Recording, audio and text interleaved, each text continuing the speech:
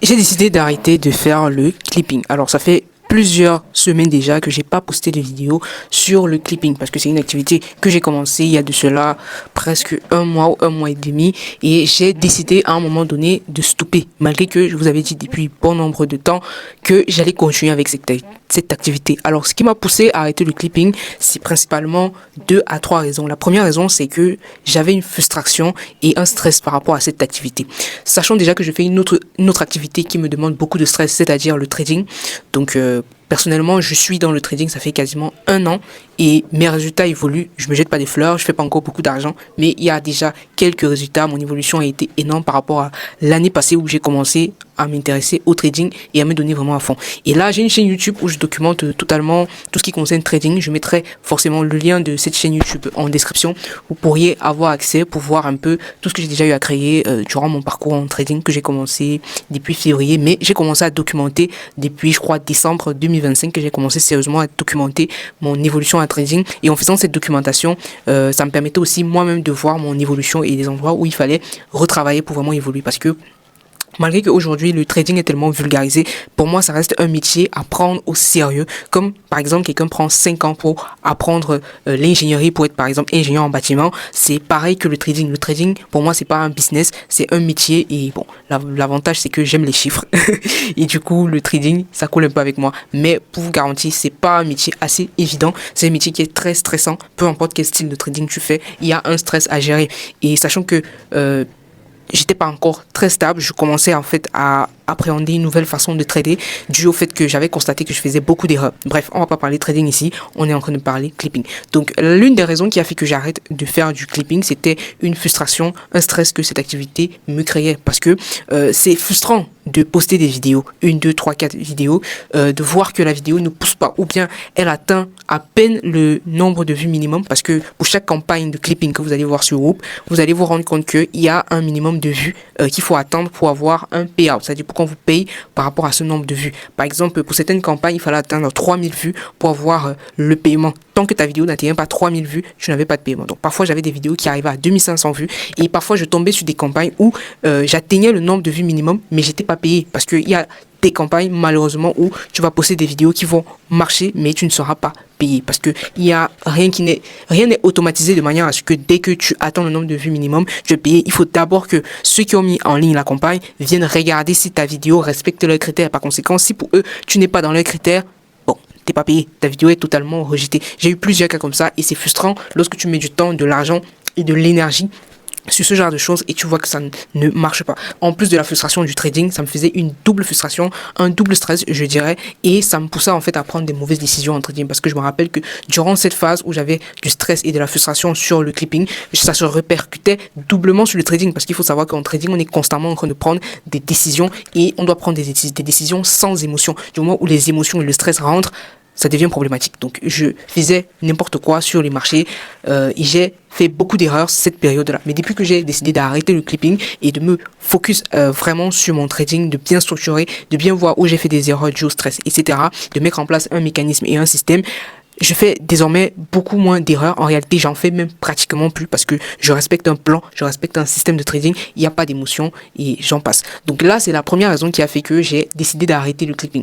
Et j'ai aussi décidé d'arrêter de tester des idées de business parce que même si je teste des idées de business, quelque part, j'ai envie de réussir ces business-là. C'est pas juste tester parce qu'il faut avoir des vues sur YouTube. J'ai envie réellement de réussir ces business-là. Et du coup, le fait que je ne sois pas encore 100% rentable avec le trading actuellement, je pense qu'il est préférable que je stoppe d'abord ce type de contenu pour que je puisse déjà me stabiliser en trading, ce qui va me réduire en côté stress. Parce que non seulement il fallait que j'investisse en trading, mais il fallait aussi que j'investisse dans les idées de business que je dois tester. Donc voilà.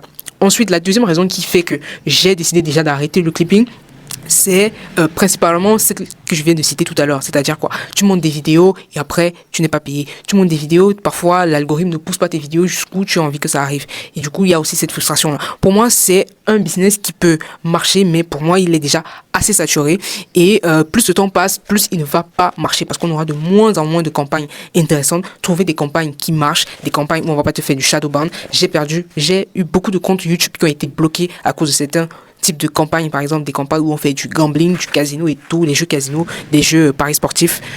tout ce genre de choses-là, en fait, ça ne passe pas. Et la plupart des gens qui font des gains avec le clipping, souvent, ils sont sur TikTok. Or, quand tu es sur TikTok et tu es en Afrique, principalement au Cameroun, tu as plus de chances de te faire shadowban. Parce que malgré que tu vas passer par des VPN, etc., tu as plus de chances de te faire shadowban que si tu étais dans un pays où TikTok te permet en fait de poster des vidéos. Par exemple, si tu as une campagne qui est aux États-Unis, il faut que ceux qui vont regarder les vidéos soient aux États-Unis. Et du coup, pour faire cela avec TikTok, il fallait un VPN.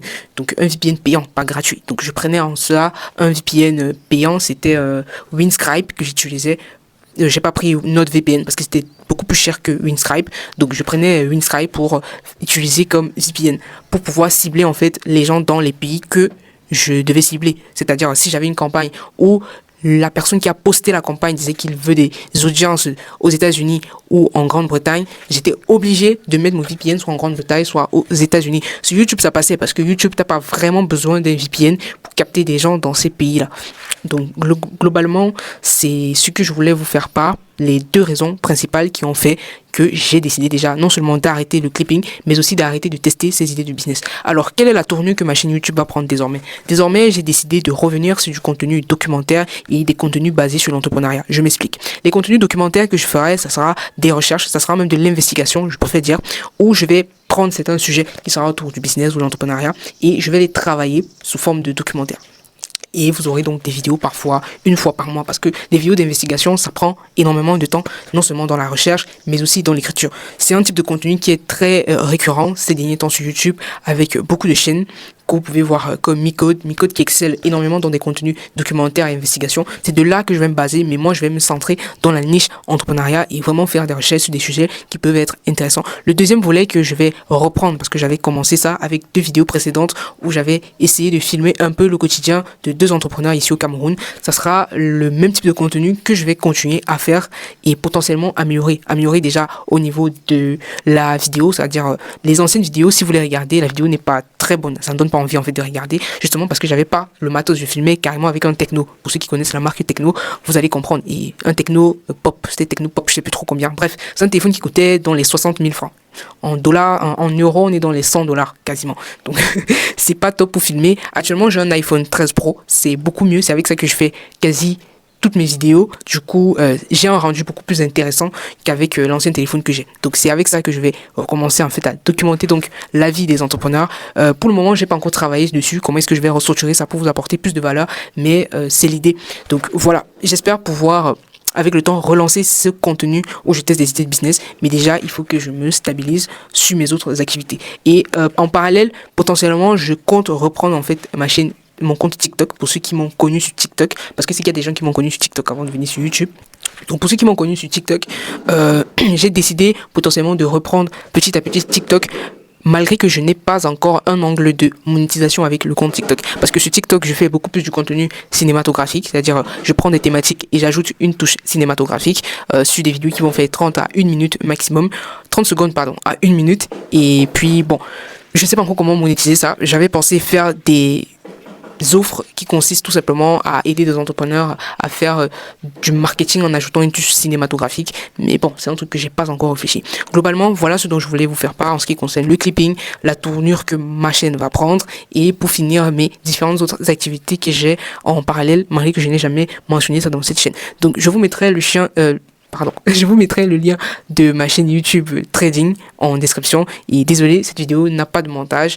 Pour ceux qui ne supportent pas de voir une vidéo sans montage, désolé, mais bon, je vais préférer faire une vidéo face caméra et vous parler sans avoir un script, juste vous dire ce qui doit être dit, et puis voilà. Donc on se dit aux prochaines vidéos, prenez soin de vous, ciao, c'était Latifa.